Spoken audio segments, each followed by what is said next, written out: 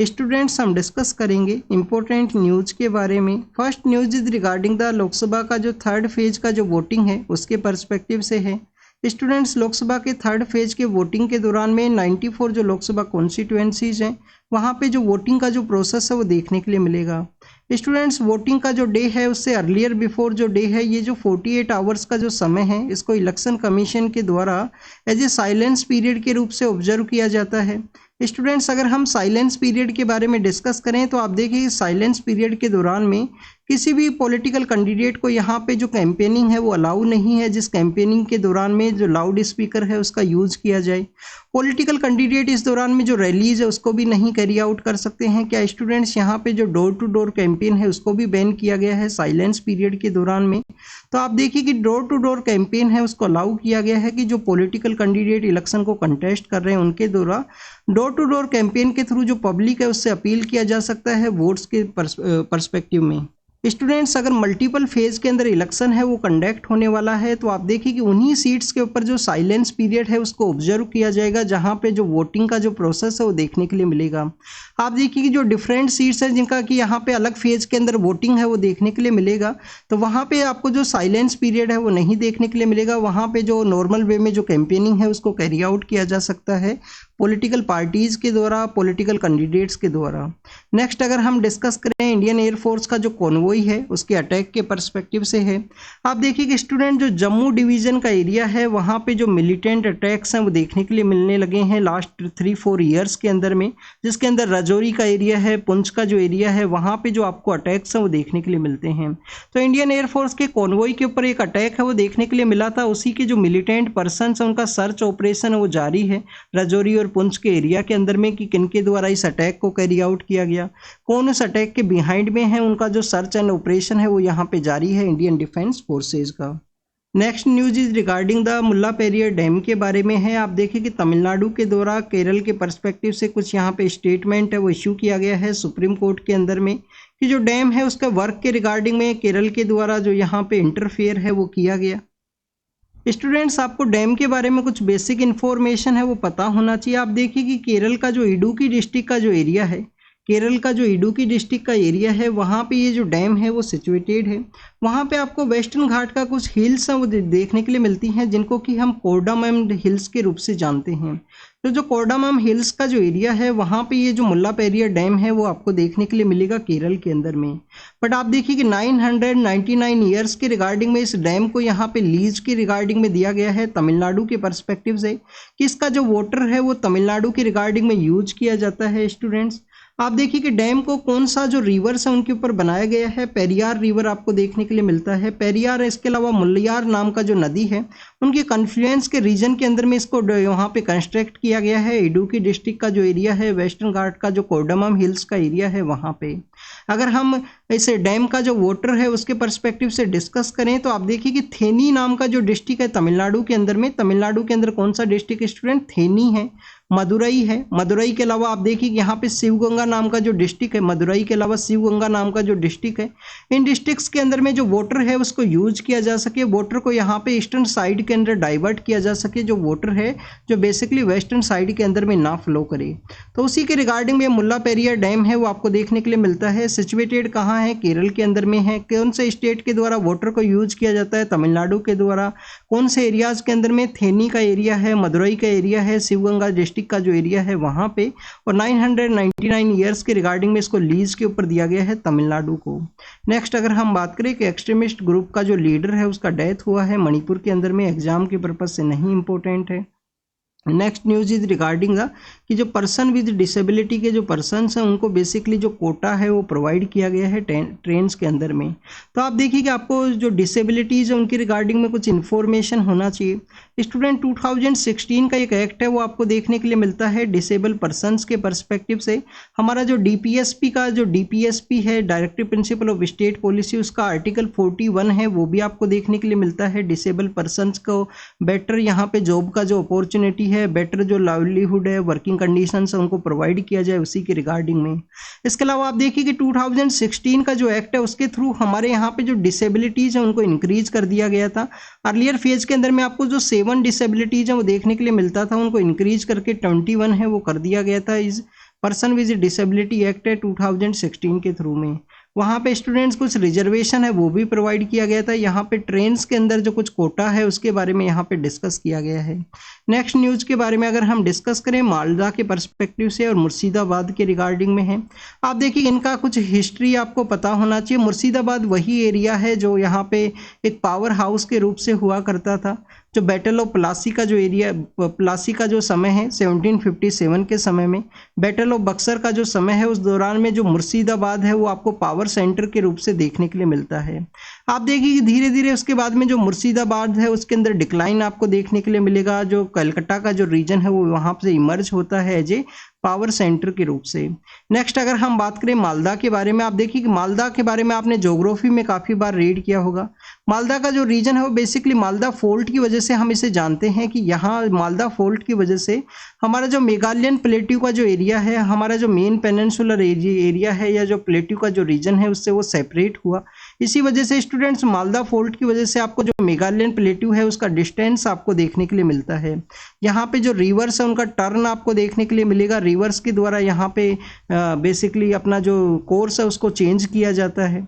इसी की वजह से जो मालदा फोल्ट है वो वहाँ पे क्रिएट होता है। काफ़ी बार आपको जो रिवराइन आइलैंड्स है वो भी आपको देखने के लिए मिलते हैं इसी रीजन के अंदर में। काफ़ी सारे जो सैंड की वजह से रिवराइन आइलैंड्स है वो भी क्रिएट होते हैं। तो उसका एक इलेक्शन का जो रिपोर्ट है उसके अंदर बताया गया है कि जो रिवर इरोजन है वो एक मेन इशू है। डिस्ट्रेस जो माइग्रेशन है वो भी एक मेन इशू है यहाँ पे पोलिंग के दौरान में। मालदा के पर्सपेक्टिव से हमने देखा स्टूडेंट्स यहाँ पे, तो आप देखिए कि आपको एक इन्फॉर्मेशन होना चाहिए कि कौन सा रिवर यहाँ से फ्लो करता है। ये आपको कमेंट सेक्शन के अंदर बताना है कि मालदा बेसिकली कौन सा रिवर है जिसके बैंक के ऊपर सिचुएटेड है। ये आपको इन्फॉर्मेशन होना चाहिए, इसके बारे में आप कमेंट सेक्शन के अंदर बताना। नेक्स्ट अगर हम बात करें स्टूडेंट, कुछ दिन पहले हमने रीड किया था यहाँ पे जम्मू एंड कश्मीर की रिगार्डिंग में। आप देखिए जम्मू एंड कश्मीर के अंदर में जो वोटिंग का जो परसेंटेज है उसको इंक्रीज करने के रिगार्डिंग में इलेक्शन कमीशन के द्वारा काफ़ी सारे इनिशिएटिव्स लिए गए हैं। तो उसी को यहाँ पे डिस्कस किया गया है कि ईयरिंग ऑफ चेंज है, यहाँ पे जो कंटिन्यूस चेंज है वो ऑब्जर्व किया गया है। हो सकता है कि इस साल जो वोटिंग का जो परसेंटेज है कुछ सीट्स के ऊपर में इंक्रीज हो। जो 2 सीट्स के बारे में हमने रीड किया था जहाँ पे काफ़ी कम जो वोटिंग का जो परसेंटेज है वो देखने के लिए मिला था। तो उसी के रिगार्डिंग में ये है कि इलेक्शन कमीशन के द्वारा जो कैंपेन्स हैं उनको कैरी आउट किया गया है, वोटर्स को अवेयर किया गया है, स्वीप का जो प्रोग्राम है वो कैरी आउट किया गया है जिससे कि यहाँ पे वोटर्स का जो पार्टिसिपेशन है इलेक्शन प्रोसेस के अंदर में इंक्रीज हो सके। इंडियन डिफेंस यूनिवर्सिटी के बारे में डिस्कस किया गया है स्टूडेंट्स। तो आप देखिए कि डिफेंस यूनिवर्सिटी क्यों ज़रूरी है।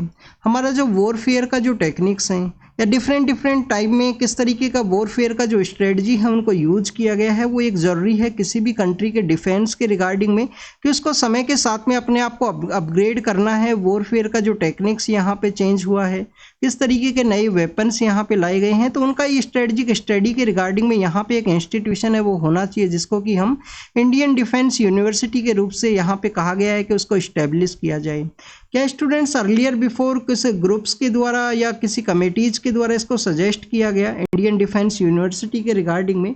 तो आप देखिए कि मिलिट्री एंड सिक्योरिटी के पर्सपेक्टिव से उसको स्ट्रेंथन करने के रिगार्डिंग में आपको अलग अलग समय में अलग अलग जो कमेटीज़ हैं जिसके अंदर आप देखिए कि 1967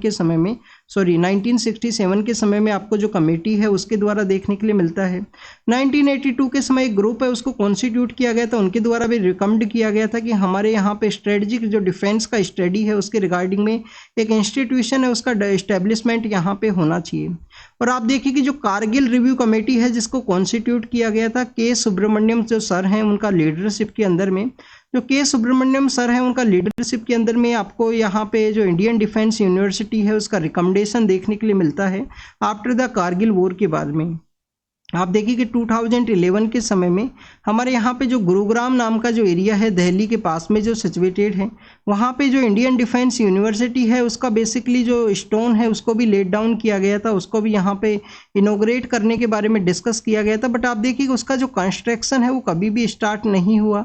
इंडियन डिफेंस यूनिवर्सिटी का जो कंस्ट्रक्शन है वो आपको नहीं देखने के लिए मिलता है। रिसेंट फेज के अंदर यहाँ पे डिस्कस किया गया है कि गुजरात के अंदर में जो हमारे यहाँ पे राष्ट्रीय रक्षा यूनिवर्सिटी जो एस्टेब्लिश है उसी के रिगार्डिंग में यहाँ पे डिस्कस किया गया है कि गुजरात का जो यूनिवर्सिटी है, इंडियन डिफेंस यूनिवर्सिटी है, उसका एक कोलोब्रेशन होना चाहिए। हमारे नाइबर कंट्रीज़ के अंदर में आप देखिए कि पाकिस्तान के अंदर आपको 2 डिफेंस यूनिवर्सिटी हैं वो देखने के लिए मिलती हैं, चाइना के अंदर 3 हैं, और काफ़ी सारी कंट्रीज़ के अंदर में कहीं पे 10 है, कहीं पे 11 है, जहाँ पे डिफेंस का जो फोर्सेज हैं, डिफेंस का जो टाइम के साथ जो अपग्रेडेशन का जो स्ट्रेटजी है, उन सभी को वहाँ पे डिस्कस किया जाता है। सूडान का जो सिविल वॉर है उसके बारे में यहाँ पे डिस्कस किया गया है। आप देखिए कि 1956 के समय में ब्रिटिश से ये जो सूडान का जो एरिया है वो सेपरेट होता है, ब्रिटिश से अपने आप का जो आइडेंटिटी है उसको डिफरेंट करता है। अरब और जो यहाँ पे इस्लाम का जो आइडेंटिटी है उसके रूप से इसको सूडान को क्रिएट किया गया था 1956 के समय में। समय समय पे आपको डिफरेंट एरियाज़ के अंदर में जो अपराइजिंग है वो देखने के लिए मिलती है। जैसे कि आप देखिए कि 2011 के समय में जो सदर्न पार्ट ऑफ सूडान है उसके द्वारा अपने आप को सेपरेट कर लिया गया और साउथ सूडान नाम का जो कंट्री है वो वहाँ पे क्रिएट हुआ 2011 के समय में। दरफूर का जो रीजन है वहाँ पे भी आपको अपराइजिंग है वो देखने के लिए मिलता है 2003 के समय में। इसके अलावा स्टूडेंट्स यहाँ पे जो साउथ कार्डोफेन है, नूबा नाम का जो एरिया है, दरफूर का जो एरिया है, ऐसे डिफरेंट एरियाज आपको देखने के लिए मिलेंगे सूडान के अंदर में। सूडान के कौन कौन से जो कंट्री जो नाइबर कंट्री हैं उसके बारे में आपको कमेंट सेक्शन के अंदर बताना है, जो सूडान के साथ अपना एरिया है वो शेयर करते हैं। नेक्स्ट अगर हम बात करें स्टूडेंट्स, यहाँ पे माइग्रेंट जो पर्सन्स है उनका फोटो को शो किया गया है कि वो चैड नाम का जो कंट्री है वहाँ से माइग्रेट कर रहे हैं। ये जो पर्सन है बेसिकली इस कन्फ्लिक्टेड अफेक्टेड जो सूडान का जो एरिया है वहाँ पे।